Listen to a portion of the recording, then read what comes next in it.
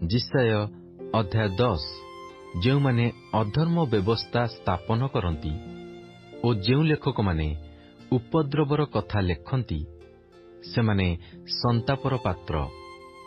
ସେମାନେ ବିଧବାମାନଙ୍କୁ ଆପଣମାନଙ୍କର ଲୁଟ୍ ଦ୍ରବ୍ୟ ସ୍ୱରୂପ କରିବା ପାଇଁ, ପିତୃହୀନମାନଙ୍କୁ ଆପଣମାନଙ୍କର ମୃଗୟା ସ୍ୱରୂପ କରିବା ପାଇଁ, ଦରିଦ୍ରମାନଙ୍କୁ ନ୍ୟାୟ ବିଚାରରୁ ଫେରାଇ ଦିଅନ୍ତି ଓ ମୋହର ଦୁଃଖୀ ଲୋକମାନଙ୍କର ଅଧିକାର ହରଣ କରନ୍ତି।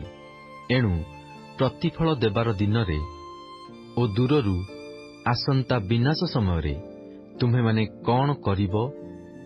ସାହାଯ୍ୟ ନିମନ୍ତେ ତୁମ୍ଭେମାନେ କାହା ନିକଟକୁ ପଳାଇବ ଓ ତୁମ୍ଭମାନଙ୍କର ପ୍ରତାପ କେଉଁଠାରେ ରଖିବ?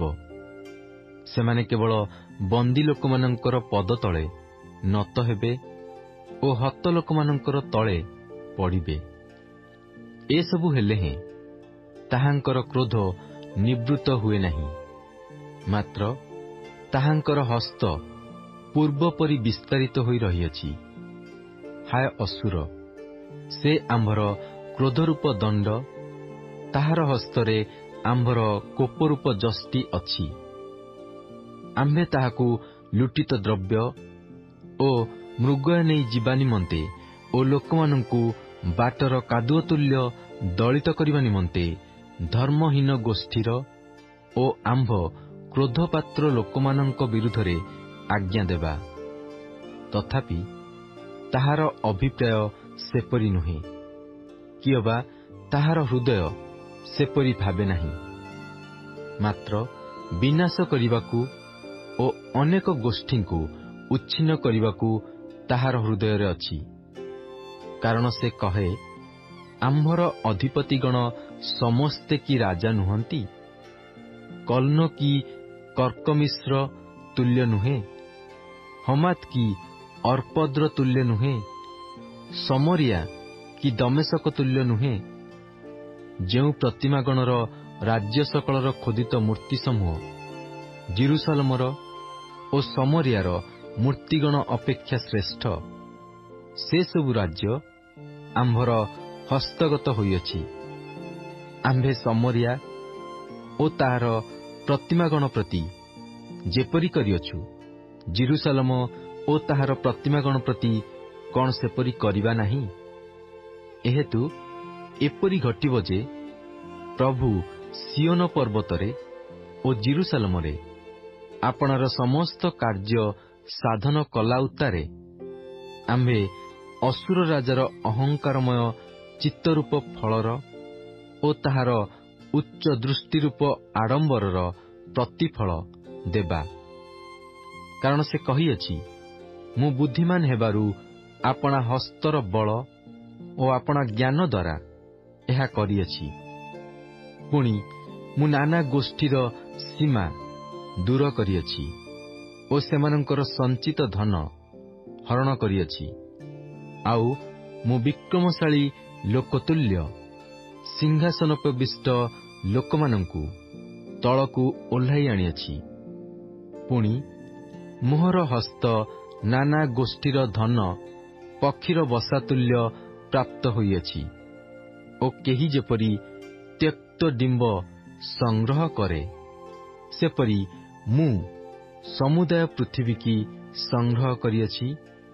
ଆଉ ପକ୍ଷ ହଲାଇବାକୁ କିଏବା ଚଞ୍ଚୁ ଫିଟାଇବାକୁ ଅବା ଚି ଚି ଶବ୍ଦ କରିବାକୁ କେହି ନଥିଲା। କୁରାଢ଼ୀ କ'ଣ ତଦ୍ୱାରା ଛେଦନକର୍ତ୍ତା ବିରୁଦ୍ଧରେ ଦର୍ପ କରିବ? କରତ କ'ଣ କରତିଆର ପ୍ରତିକୂଳରେ ଆପଣାକୁ ଶ୍ରେଷ୍ଠ କରିବ? ଯେଉଁମାନେ ଦଣ୍ଡ ଉଠାନ୍ତି, ଦଣ୍ଡ କ'ଣ ସେମାନଙ୍କୁ ହଲାଇବ? ଯେ କାଷ୍ଠ ନୁହେଁ, ଯଷ୍ଟି କ'ଣ ତାହାକୁ ଉଠାଇବ?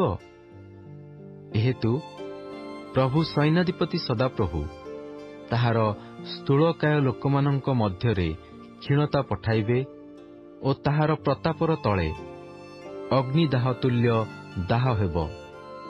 ପୁଣି ଇସ୍ରାଏଲର ଜ୍ୟୋତି ଅଗ୍ନି ସ୍ୱରୂପ ହେବ ଓ ତାହାର ଧର୍ମ ସ୍ୱରୂପ ଅଗ୍ନିଶିଖା ସଦୃଶ ହେବ। ଆଉ ତାହା ଜୋଳି ଏକ ଦିନରେ ତାହାର କାନକୋଳି ଓ କଣ୍ଟକ ବୃକ୍ଷ ସବୁ ଗ୍ରାସ କରିବ। ଆଉ ସେ ତାହାର ବନ ଓ ଉର୍ବରା କ୍ଷେତ୍ରର ଗୌରବକୁ ପ୍ରାଣ ଓ ଶରୀର ସୁଦ୍ଧା ସଂହାର କରିବେ। ତହିଁରେ ଧ୍ୱଜାଧାରୀ କ୍ଷୀଣ ହେବା ବେଳେ ଯେପରି ହୁଏ ସେପରି ହେବ। ପୁଣି ତାହାର ବନର ଅବଶିଷ୍ଟ ବୃକ୍ଷ ଏତେ ଅଳ୍ପ ହେବ ଯେ ଗୋଟିଏ ବାଳକ ତାହା ଲେଖିପାରିବ। ପୁଣି ସେ ଦିନରେ ଏପରି ଘଟିବ ଯେ ଇସ୍ରାଏଲର ଅବଶିଷ୍ଟାଂଶ ଓ ଯାକୋବ ବଂଶର ରକ୍ଷାପ୍ରାପ୍ତ ଲୋକେ ଆପଣମାନଙ୍କ ପ୍ରହାରକାରୀର ଉପରେ ଆଉ ନିର୍ଭର କରିବେ ନାହିଁ, ମାତ୍ର ସେମାନେ ସତ୍ୟ ଭାବରେ ଇସ୍ରାଏଲର ଧର୍ମସ୍ୱରୂପ ସଦାପ୍ରଭୁଙ୍କ ଉପରେ ନିର୍ଭର କରିବେ। ଅବଶିଷ୍ଟାଂଶ ଅର୍ଥାତ୍ ଯାକୁବର ଅବଶିଷ୍ଟାଂଶ ପରାକ୍ରାନ୍ତ ପରମେଶ୍ୱରଙ୍କ ନିକଟକୁ ଫେରିଆସିବେ। କାରଣ ତୁମ୍ଭ ଇସ୍ରାଏଲ ଲୋକେ ସମୁଦ୍ରର ବାଲି ପରି ହେଲେ ହେଁ ସେମାନଙ୍କର କେବଳ ଅବଶିଷ୍ଟାଂଶ ଫେରିଆସିବେ। ଧାର୍ମିକତାର ବଢ଼ି ସ୍ୱରୂପ ଉଚ୍ଛିନ୍ନତା ନିରୂପିତ ହୋଇଅଛି। ଯେହେତୁ ପ୍ରଭୁ ସୈନ୍ୟାଧିପତି ସଦାପ୍ରଭୁ ସମୁଦାୟ ପୃଥିବୀରେ ଉଚ୍ଛିନ୍ନତା ନିରୂପିତ ଉଚ୍ଛିନ୍ନତା ସିଦ୍ଧ କରିବେ। ଏହେତୁ ପ୍ରଭୁ ସୈନ୍ୟାଧିପତି ସଦାପ୍ରଭୁ କହନ୍ତି, ହେ ସିଓନ ନିବାସୀ ଆମ୍ଭର ଲୋକମାନେ, ଯଦ୍ୟପି ଅସୁର ମିଶରର ରୀତି ଅନୁସାରେ ତୁମ୍ଭକୁ ଦଣ୍ଡାଘାତ କରେ ଓ ତୁମ୍ଭ ବିପରୀତରେ ଆପଣା ଯଷ୍ଟି ଉଠାଏ, ତଥାପି ତାହା ବିଷୟରେ ଭୀତ ହୁଅ ନାହିଁ। କାରଣ ଅତ୍ୟଳ୍ପ କାଳ ଉତ୍ତାରେ କ୍ରୋଧ ଓ ସେମାନଙ୍କର ବିନାଶରେ ଆମ୍ଭର କୋପ ସିଦ୍ଧ ହେବ। ପୁଣି ସୈନ୍ୟାଧିପତି ସଦାପ୍ରଭୁ ଓରେବ ଶୈଳରେ ମିଦିଅନର ହତ୍ୟା କାଳରେ ଯେପରି କରିଥିଲେ, ସେପରି ତାହାର ପ୍ରତିକୂଳରେ ଆପଣା କୋରଡ଼ା ହଲାଇବେ, ଆଉ ତାହାଙ୍କର ଦଣ୍ଡ ସାଗର ଉପରେ ରହିବ ଓ ମିଶରର ରୀତି ଅନୁସାରେ ସେ ତାହା ଉଠାଇବେ। ପୁଣି ସେ ଦିନରେ ତାହାର ବୋଝ ତୁମ୍ଭ ସ୍କନ୍ଧରୁ ଓ ତାହାର ଜ୍ୱାଳି ତୁମ୍ଭ ଗ୍ରୀବାରୁ ଦୂର କରାଯିବ। ପୁଣି ଅଭିଷେକ ସକାଶୁ ଜ୍ୱାଳି ବିନଷ୍ଟ ହେବ। ସେ ଅୟାତକୁ ଆସିଅଛି, ସେ ମିଗ୍ରୋଣ ମଧ୍ୟ ଦେଇ ଯାଇଅଛି, ସେ ମିକ୍ମସରେ ଆପଣା ଦ୍ରବ୍ୟ ସାମଗ୍ରୀ ରଖୁଅଛି।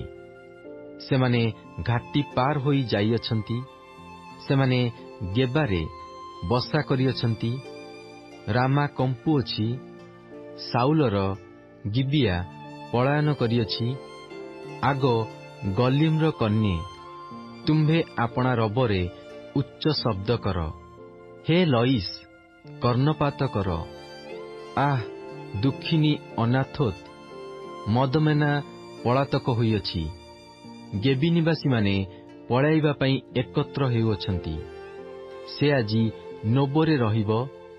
ସେ ସିଓନ କନ୍ୟାର ପର୍ବତ ଜିରୁସାଲମ ଗିରି ପ୍ରତି ହସ୍ତ ହଲାଉଅଛି। ଦେଖ, ପ୍ରଭୁ ସୈନ୍ୟାଧିପତି ସଦାପ୍ରଭୁ ଭୟଙ୍କର ରୂପରେ ଶାଖା ସବୁ କାଟି ପକାଇବେ। ପୁଣି ଉଚ୍ଚ ଆକୃତି ସବୁ ହଣାଯିବ ଓ ଉନ୍ନତ ସବୁ ନତ କରାଯିବ। ସେ ଲୌହ ଦ୍ୱାରା ବନର ନିବିଡ଼ ସ୍ଥାନ ସବୁ କାଟି ପକାଇବେ। ପୁଣି ଏକ ମହାପରାକ୍ରମୀ ଦ୍ୱାରା ଲିବାନୋନ ନିପାତିତ ହେବ।